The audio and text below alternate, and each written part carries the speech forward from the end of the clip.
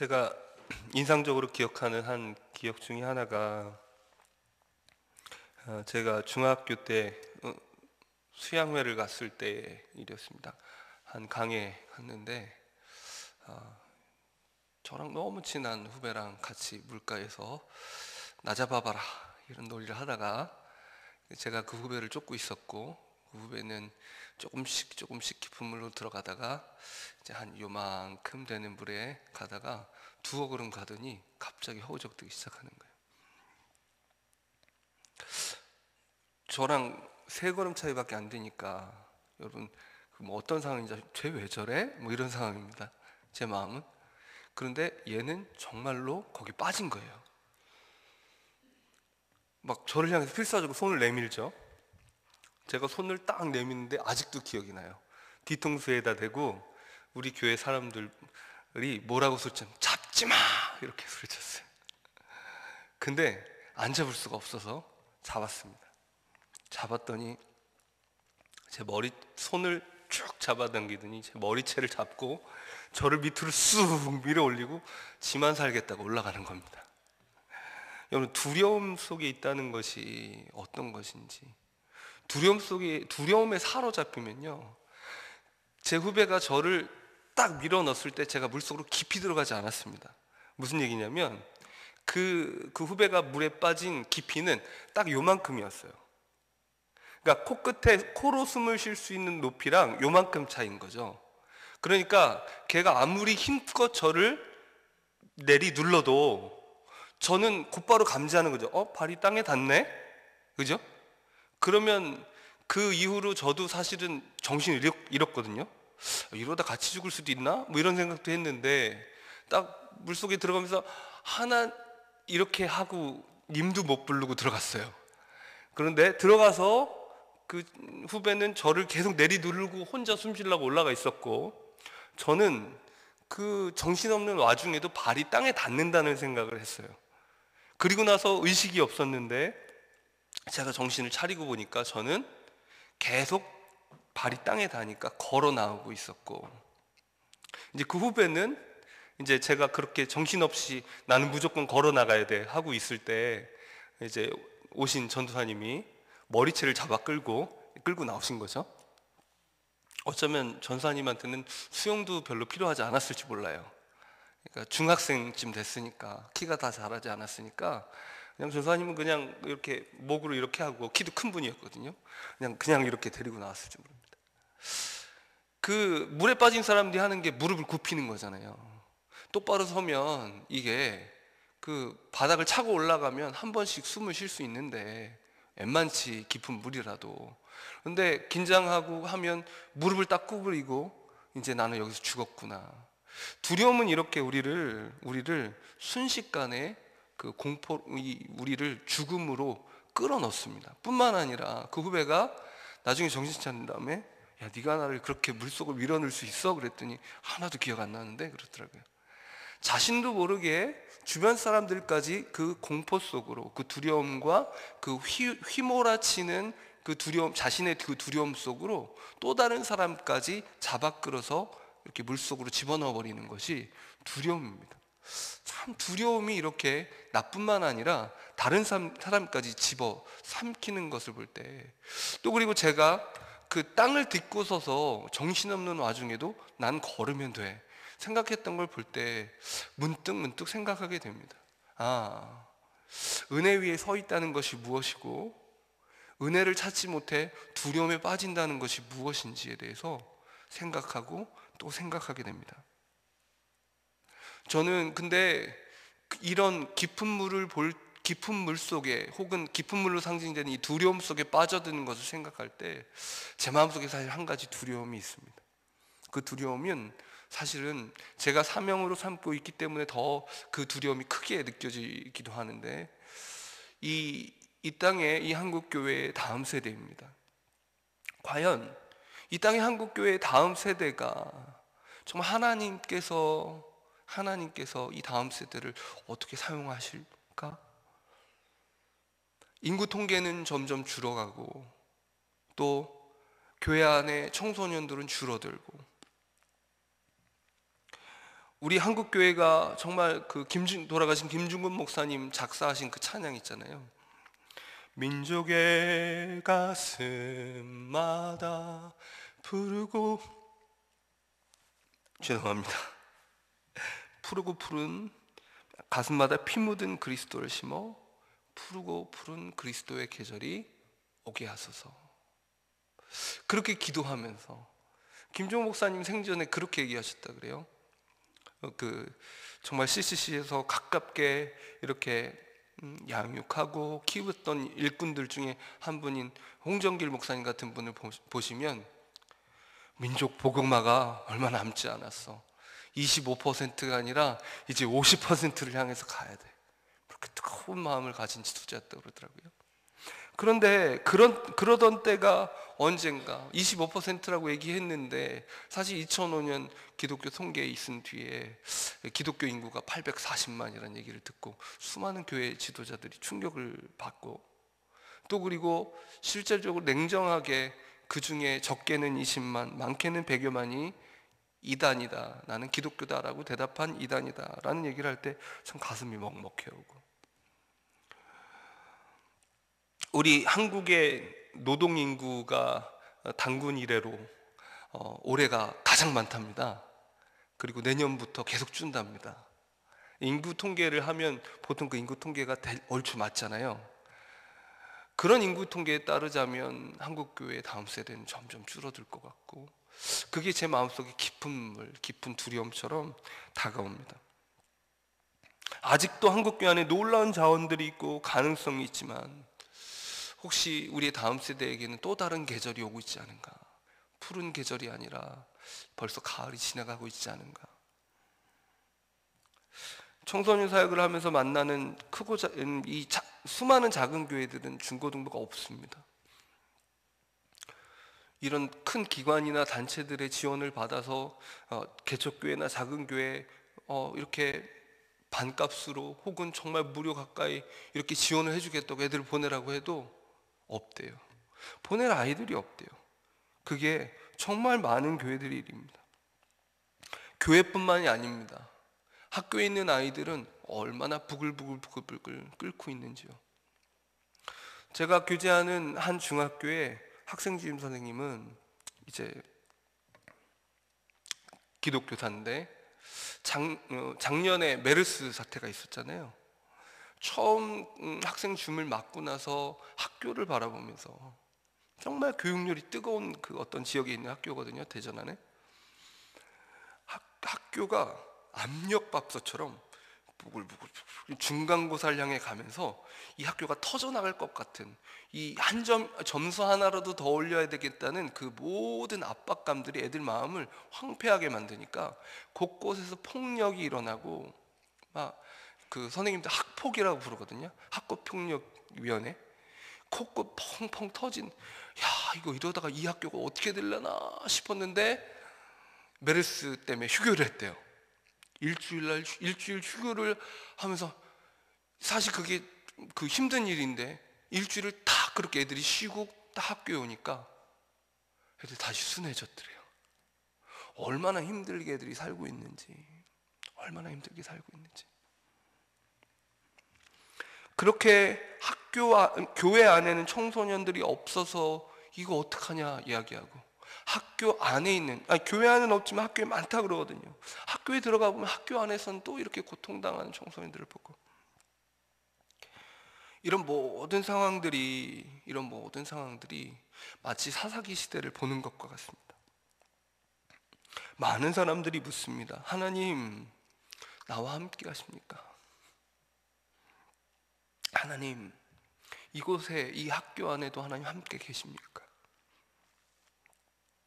모든 우리들이 가장 고통스러운 상황, 두려움에 사로잡히는 그 상황 속에 우리가 본능적으로 묻는 질문이 있습니다. 하나님 계십니까? 버리신 거 아닙니까? 사사기 시대는 여호와를 알지도 못하고 여호와께서 이스라엘을 위해서 행하신 일도 기억하지 못하는 다른 세대가 살아가던 세상이었습니다.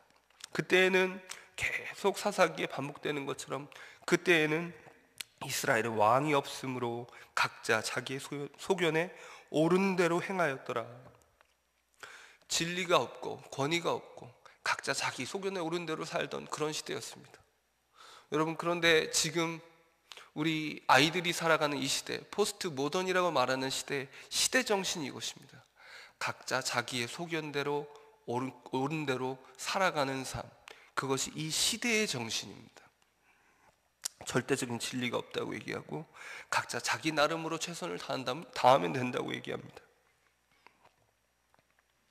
오늘 이렇게 왕이 없어서, 기준이 없어서 자기가 왕인 것처럼 살아가는, 어디서도 누구나 다 해답을 말할 수 있을 것 같지만 어디서도 마음을 해결해 줄 수 없는 그 시대를 살고 있던 이 기드온, 하나님께서 여호와의 목전에 악을 행한 이 백성들에게 7년간의 미디안의 압제를 주십니다.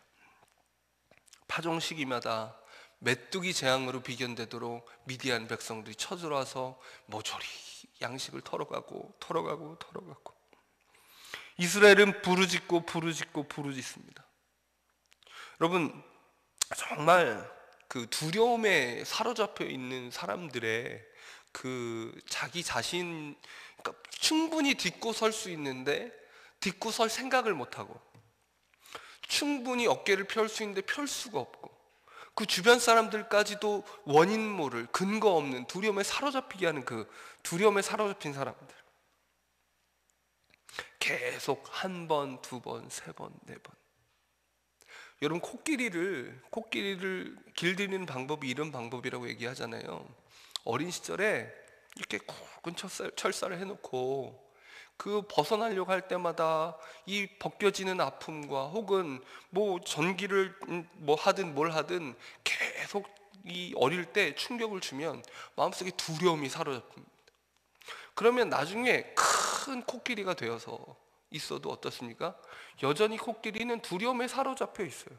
이제는 간단한 체인으로는 결코 코끼리를 속박할 수 없지만 코끼리의 마음속에 있는 이 두려움이 이미 그 거대한 육체를, 그 거대한 체구를 올가미처럼 틀어지고 있기 때문에 그 두려움으로부터 벗어날 수가 없어서 그냥 얇은 그냥 쇠줄만 묶어놔도 코끼리는 벗어날 생각을 못하는 묶여있는 존재로 살아가는, 기도는 묶여있는 사람이었습니다.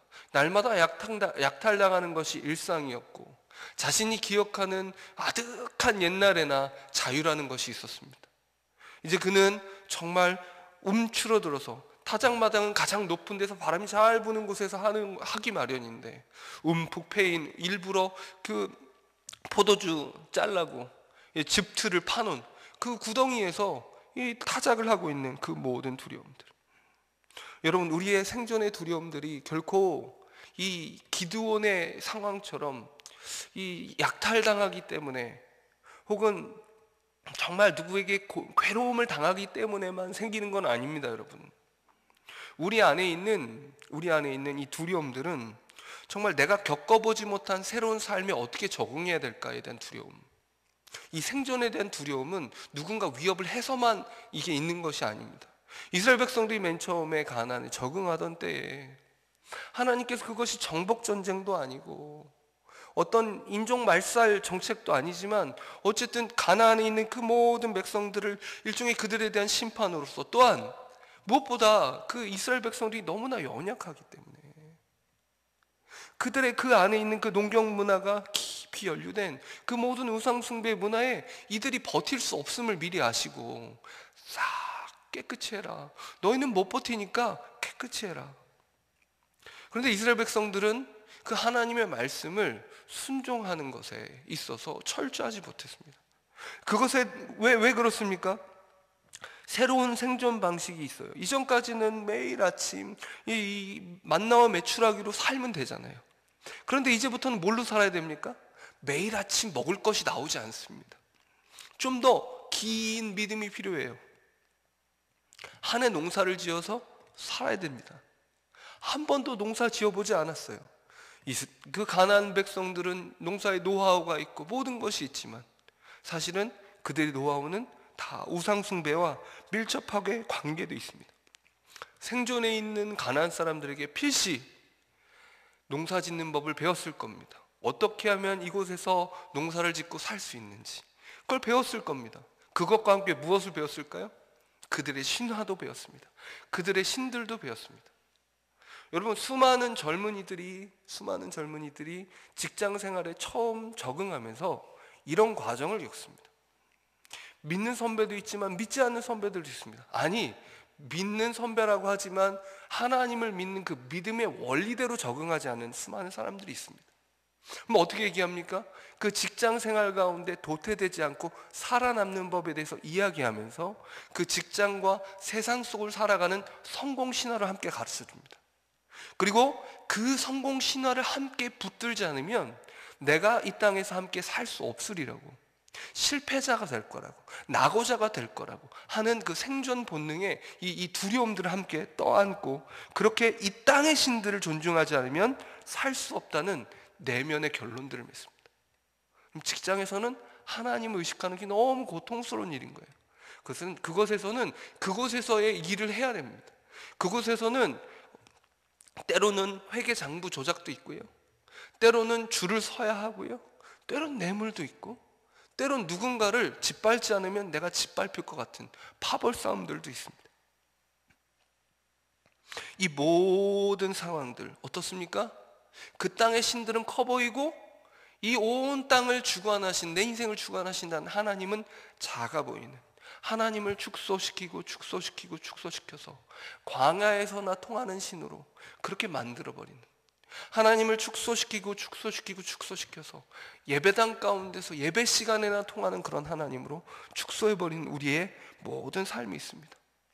어처구니 없지만 그 일들이 일어납니다. 그리고 어느 곳에서든지 우리가 용기를 가지고 어깨를 펴고 발을 쭉 뻗으면 은혜의 반석 위에 우리의 발이 닿게 마련인데 우리의 무릎을 구부리고 허우적대기 시작합니다. 세상이 지푸라기라도 던져주면 그것을 잡지 못해 안달이 난 마음, 그 두려운 마음 가운데 있는 기드온에게 하나님께서 나타나십니다.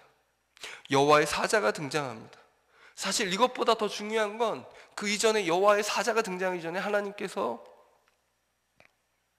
선지자를 보내신 거예요. 이스라엘이 막 탄식하고 막 애통하고 막 고통하고 신음하니까, 애통한 게 아니죠, 그냥 신음했습니다. 신음하고 하나님께 부르짖으니까 회개했다는 어떤 증거도 없습니다. 하나님께서 무엇을 하시냐면 선지자를 보내셔, 하나님은 구원자를 보내시기 전에 설교 한 편을 보내셨습니다. 이스라엘 백성들에게 얘기하시는 거예요. 너희의 잘못은 무엇이냐면 내 말을 끝까지 듣지 않은 것이다. 나를 두려워하지 않고 이 땅의 신들을 두려워한 것이 너희의 죄다 라고 먼저 알려주십니다. 그것을 듣고 나서 막 대규모의 회개가 일어났느냐? 그렇지 않습니다. 하지만 그럼에도 불구하고 우리의 회개보다 앞서서 하나님의 은혜가 먼저 일하십니다. 기드온이란 한 사람을 통해서 구원을 준비하기 시작하세요. 그런데 이 기드온은 정말 그 구원자로서 하나님께 준비되기 합당한 사람이냐? 한심하기 이를 데 없는 여전히 허우적대는 한 인생입니다. 이 인생에게 하나님 찾아오셔서 여호와의 사자가 찾아와서 큰 용사여 여호와께서 너와 함께 계시도다 말씀하십니다. 이 12절 말씀 우리 한번 읽어볼까요? 시작. 여호와의 사자가 기드온에게 나타나 이르되 큰 용사여 여호와께서 너와 함께 계시도다. 아멘. 이 얘기를 듣고 기드온이 아멘 하면 얼마나 참 놀라운 역사입니까? 그런데 이전까지의 사사들은 하나님께서 부르시면 그냥 순종하고 갔거든요. 그런데 이 기드온은 이제 이렇게 반문하기 시작합니다. 우리 한번 또 13절 읽어보겠습니다. 시작. 기드온이 그에게 대답하되 오 나의 주여 여호와께서 우리와 함께 계시면 어찌하여 이 모든 일이 우리에게 일어났나이까? 또 우리 조상들이 일찍이 우리에게 이르기를 여호와께서 우리를 애굽에서 올라오게 하신 것이 아니냐 한 그 모든 이적이 어디 있나이까? 이제 여호와께서 우리를 버리사 미디안의 손에 우리를 넘겨주셨나이다 하니, 물어봅니다. 하나님 앞에 반문합니다. 하나님이 우리와 함께 계시면 우리가 어떻게 이런 상황이 있을 수 있습니까? 하나님 우리 버린 거 아닙니까? 하나님, 그 능력 있다는 하나님, 그 이적의 하나님, 애굽으로부터 우리를 구원하셨다는 그 하나님은, 우리 조상부들로부터 기억하는 그 모든 은혜의 기억들은 어디 갔습니까? 왜 하나님 이렇게 하십니까? 버리신 거 아닙니까? 함께 계시다고요? 나더러 그 말을 믿으라고요?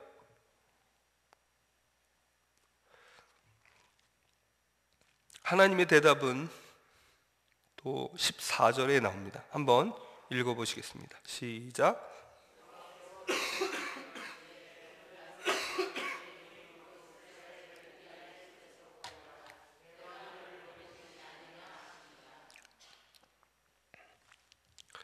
네가 구원해라, 내가 너를 보낸 것이 아니냐. 이 얘기는 이 기드온의 질문 가운데 있는 것이 기드온의 혼자만의 질문이 아니잖아요. 그 시대 사람들과 미디안과 그 모든 사람들이 물어보는 거 아니에요. 마치 그 느부갓네살 앞에 다니엘이 그 이름을 벨드사살이라고 계명을 당하잖아요. 하나님이 재판관이시다, 하나님이 다스리신다. 여러분, 재판관이라는 이름이 뭡니까? 그 재밌게도 사사입니다. 사사가 재판관이에요. 하나님이 우리 재판관이시다. 근데 벨드사살이라는 이름으로 바꿔보면 어떻게 됩니까? 벨이 우리를 다스리고 또 우리를 돌보고 이런다는 뜻입니다. 벨의 왕권을 생각하는, 인정하는 그 이름으로 계명당한 그 바벨론의 그 모든 계명을 한 사람이 어떤 사람인지 모르지만 질문하는 거 아니에요? 야, 너네 하나님 어디 갔냐? 너네 하나님이 너희를 구원하고 너와 함께 하냐? 그럴 리가. 네가 그렇다면 이렇게 포로로 잡혀올 리가 있어? 여러분, 오늘도 아주 끔찍한 뉴스 기사가 하나 났잖아요. 한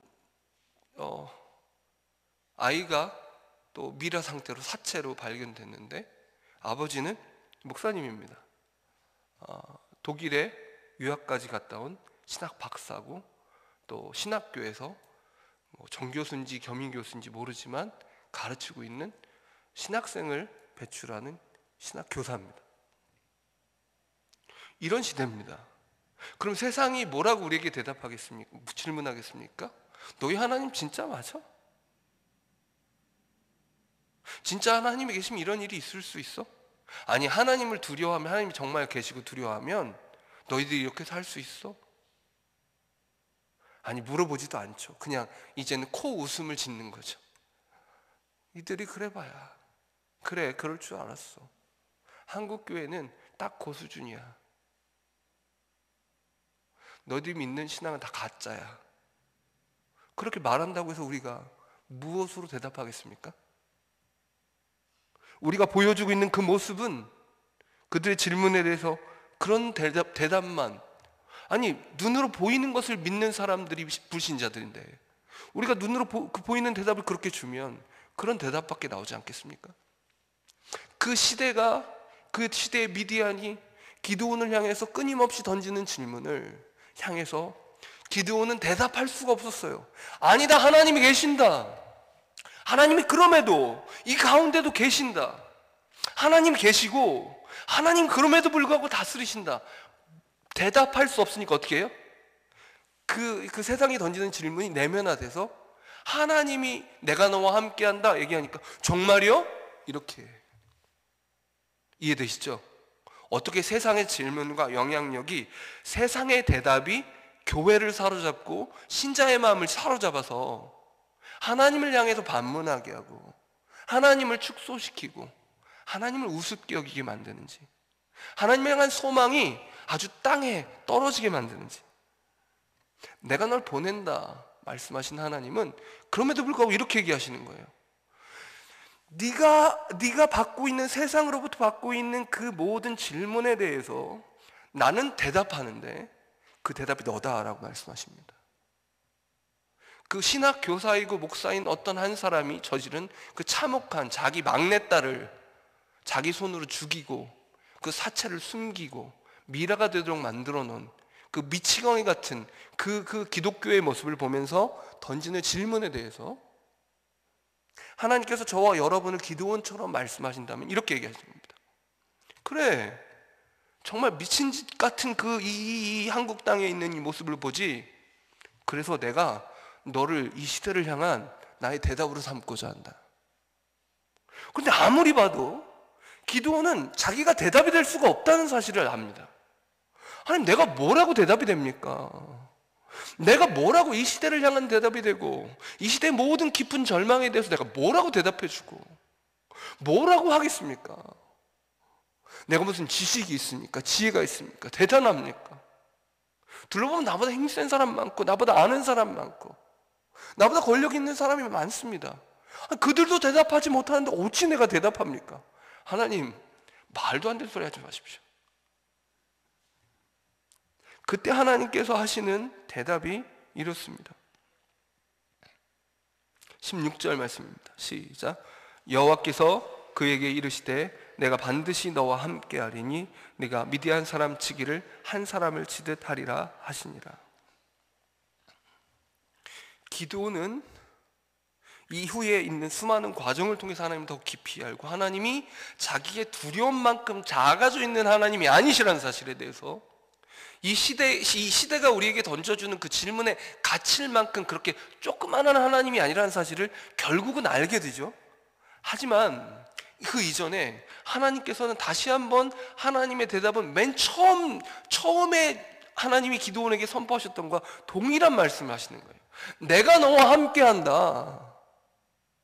여러분, 우리는 알아야 합니다. 하나님께서 연약한 우리 한 사람 한 사람을 이 시대를 향한 대답으로 쓰시고자 하실 때, 기드온처럼 두려움에 사로잡혀서 세상이 던져주는 질문이 있으면 과연 될까? 과연 될까? 과연 될까? 하나님, 과연 이거 되는 거 맞아요?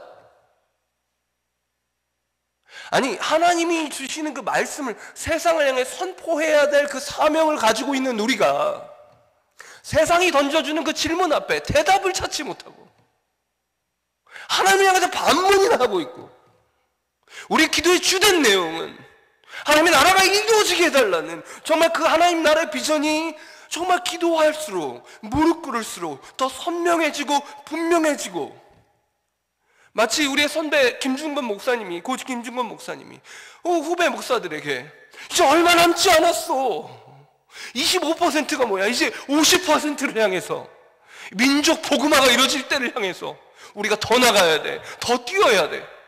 왜 그런 마음 가질까요?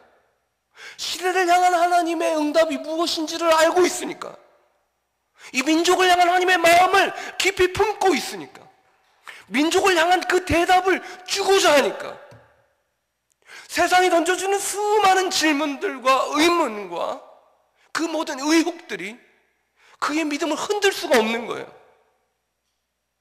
근데 우리는 얼마나 그 질문들이 우리를 사로잡아가지고 하나님 앞에 계속 반문하고 있습니다. 하나님, 이게 될까요? 하나님, 정말 내가 이 시대의 대답이 될까요? 과연 우리 교회가 한국교회 표준이 될까요?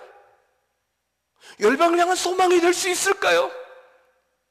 이 조그마한 교회 학교가 정말로 이 다음 세대를 향한 소망이 되는 사람들을 품어내고 길러낼 수 있을까요? 끊임없이 그 질문들을 가지고 하나님 앞에서 씨름하고 있는 거예요. 하나님의 대답은 한 가지입니다.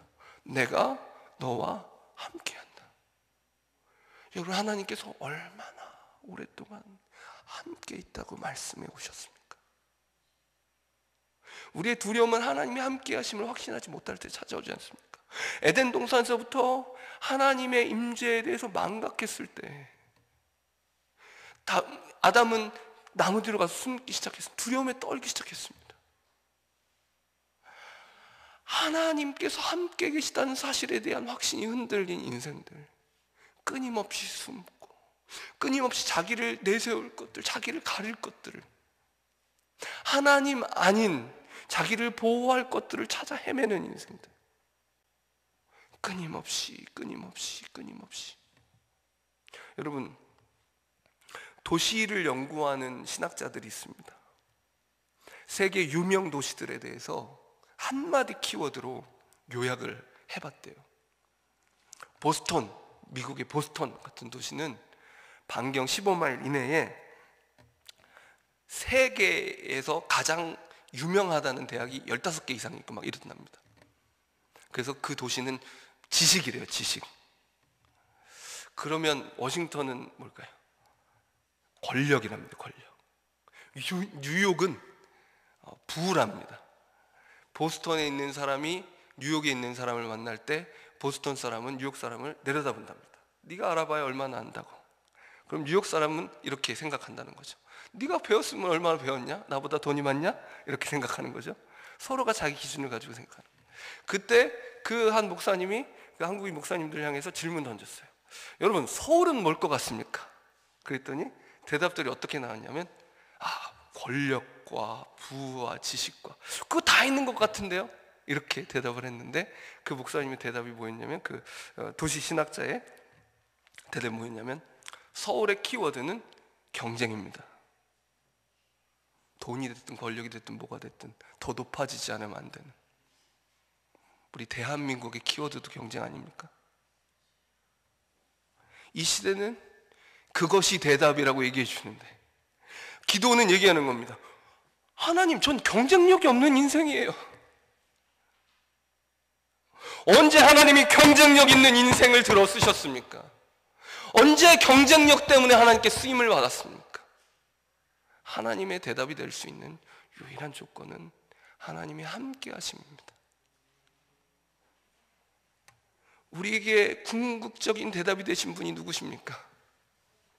임마누엘, 우리와 함께 계신 하나님. 구약의 기드온은 하나님의 영의 함께 하심을 통해서 일시적으로 그것을 맛보았는지 모르지만, 우리는 영원히 함께 계시는 예수 그리스도, 우리 안에 우리를 직접 집으로 삼으셔서 우리 함께 지어져 가느니라 하나님의 전으로 우리가 왜 그걸 합니까? 그 얘기가 전제가 뭐예요? 하나님이 우리와 함께 계시다는 게 전제입니다, 여러분. 그런데 하나님께서 끊임없이 내가 너와 함께한다, 내가 너와 함께한다, 내가 너와 함께한다. 그런데 못 알아듣는 거예요. 못 알아듣는 거예요. 그러니까 세상의 질문이 내 안에 들어서 하나님께 계속 반문만 하고 있죠. 될까요? 우린 도대체 왜 이렇게 귀가 먹었을까요, 여러분? 하나님께 또다시 오늘 말씀을 통해서 말씀하십니다. 내가 너희와 함께한다. 제발 내 말 좀 들어줘라고 얘기하시는 것 같지 않으세요? 도대체 무슨 말을 듣는 거야? 라고. 내가 너희와 함께한다. 성령께서 우리와 함께 하십니다. 우리가 포도즙 틀에서 타작하는 인생이어도 주님을 함께 하신다면 우리 인생은 시대를 향한 대답이 되는 겁니다.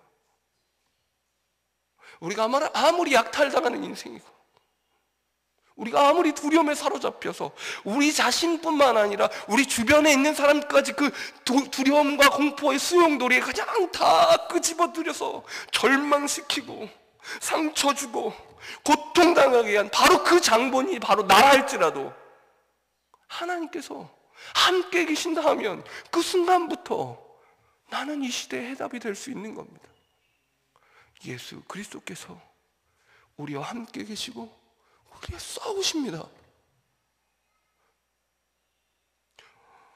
우리 로마서 8장 한번 읽어보겠습니다. 마지막으로 로마 8장을, 로마서 8장 말씀입니다.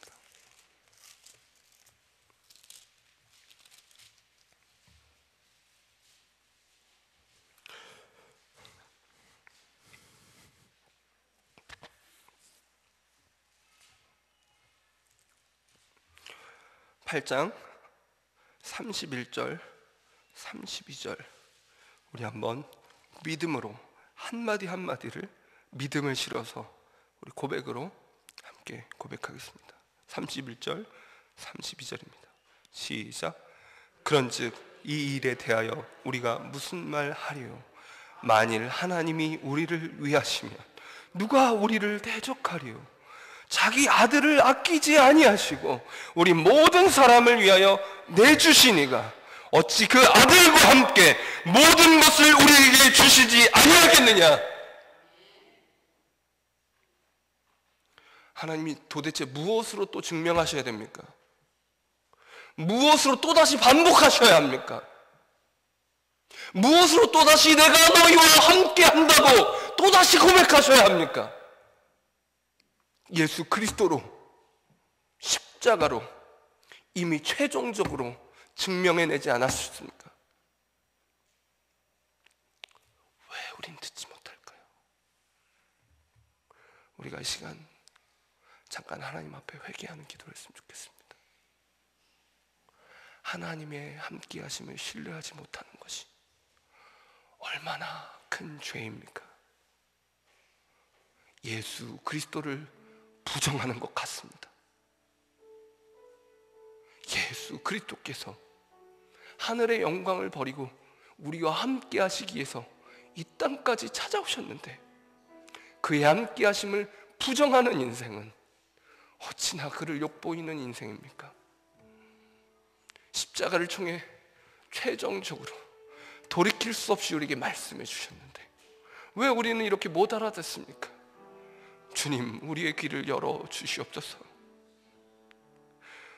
세상의 회의에 휩싸여서 주님을 향해 반문한 인생 아니라 세상에 해답이 되는 인생으로, 그리스도를 품고 사는 인생으로 오늘도 살게 하여 주시옵소서. 우리 함께 합심해서 기도하겠습니다. 하나님 아버지, 이 시간 하나님의 대답 앞에 우리가 우리 귀를 기울이기 원합니다. 하나님 함께 계십니까? 물을 때에 예수 그리스도를 통해서 대답하신 하나님, 이제 그 그리스도의 영광을 바라볼 때에 우리를 향하여서 지불하신 예수 그리스도의 생명의 대가를 생각할 때에 하늘의 영광을 버리고 이 땅까지 찾아오신 그의 모든 헌신을 생각할 때 우리가 어찌 그것을 욕비울 수 있습니까? 어찌 우리가 그것을 반문할 수 있고 어찌 그것에 대해서 의욕의 눈길을 우리가 줄 수 있습니까? 주님, 불쌍히 여겨주십시오. 우리의 눈이 멀어서 그렇습니다. 우리의 귀가 먹어버렸습니다. 하나님, 우리 영혼이 무감각 속에 사로잡아 버렸습니다. 하나님, 어찌 그 예수의 사랑을 우리가 하나님 불신할 수 있습니까? 하나님의 함께 하심을, 그 임마누엘의 하나님을 향해서 우리가 어찌 불신앙을 고백하며 반문하며 두려움에 떨며 우리 자신과 우리 주변 사람들을 공포와 두려움 속에 몰아넣고 파괴할 수 있습니까? 주님, 우리의 불신앙을 용서하여 주시옵소서. 우리의 눈을 열어주시고 우리의 귀를 열어주셔서 주님 주시는 그 은혜 속에 우리가 다시 한번 살 수 있도록, 다시 한번 소망을 얻을 수 있도록 도와주시옵소서. 우리는 해답이 될 수 없습니다. 우리는 경쟁력이 없는 인생입니다. 하지만 하나님께서는 우리와 함께 하시면 친히 세상을 향한 대답이 되실 수 있사오니 내 안에 내가 예수와 함께 죽고 오직 내 안에 예수 그리스도께서 사시면 내 안에 계신 예수께서 온전한 해답이 되시오니 해답 되신 예수 그리스도께서 내 안에 온전히 사시기를 원합니다. 죄된 내 인생이 다시 한번 오늘도 죽어지고 그 십자가 앞에 철저히 못 박혀서 나의 모든 두려움도, 나의 모든 미련함도, 나의 모든 이 저주스러운 이 모든 의심도, 이 모든 불신함과 영적인 무감각함과 미련함도 예수 그리스도 십자가 앞에 못 박혀 지나가버리게 하여 주시옵소서. 온전한 성령의 통치가 내 안에 일어나게 하심으로 하나님, 세상을 우상숭배하던 눈에 보이는 사람들의 말을 귀 기울이던 그것에 휩싸이던 그것을 하나님의 말씀보다 더 신뢰하던 이 모든 불신앙의 죄악으로부터, 이 모든 우상숭배의 죄악으로부터 돌이키게 하여 주시옵소서. 온전히 보이지 않는 하나님, 참으로 우리의 주인 되신 하나님, 참으로 우리 함께 하신 하나님, 그 아들을 우리에게 해답으로 주신 하나님, 그 하나님, 보이지 않는 하나님을 신뢰하는 그 믿음으로 살게 하여 주시옵소서. 하나님께서 타작마당에서 타작하지 못하고 하나님 포도즙들에서 타작하는 인생들, 우리 연약한 인생들을 하나님 함께 하심으로 시대를 향한 대답으로 삼아주시며 시대를 향한 하나님의 응답으로 만들어 주실 줄 믿습니다. 주님, 우리의 연약하고 미련한 인생을 통하여 영광 받아 주시옵소서. 우리의 연약한 공동체를 통하여 영광 받아 주시옵소서. 오 주님께서 우리 가운데 해답이 되어 주시며 우리 가운데 참된 큰 용사가 되어 주시옵소서. 우리가 또 한 가지 위해서 기도하겠습니다. 우리 설 명절 이제 가까워 갑니다. 아직도 영적인 싸움이 있는 수많은 가정들이 있습니다. 그렇다고 불신하는 가족들과 싸우라는 의미가 아니죠. 섬김의 싸움입니다. 사랑의 싸움입니다. 용서의 싸움입니다. 더 깊은 기도의 헌신의 싸움입니다. 이 영적 싸움 가운데 우리 가운데 각 가정 가운데 승리가 있도록 위해서 기도해 주시고, 또 설 명절이 지난 직후에 우리 청년들 농촌 선교 갑니다. 안동으로 가는데 이번에 설 명절 이후로 전도에 좋은 기회가 있을 것 같은데 오히려 모일 만한 시간, 함께 기도할 만한 시간은 좀 부족한 것 같습니다. 기도의 영적 싸움으로 이겨야 하는데 그 부분이 좀 염려가 됩니다. 여러분 함께 기도해 주셨으면 좋겠습니다. 각 가정에서, 그리고 농촌 선교 안동에서, 안동 주소만교회입니다. 하나님께서 영적 승리를 주시옵소서. 함께하여 주시옵소서. 하나님의 가정 가운데 함께하심, 농촌 선교 현장 가운데 함께하심, 친히 싸우시는 용사 되신 하나님 우리 모두 볼 수 있도록 우리가 함께 합심해서 기도하겠습니다.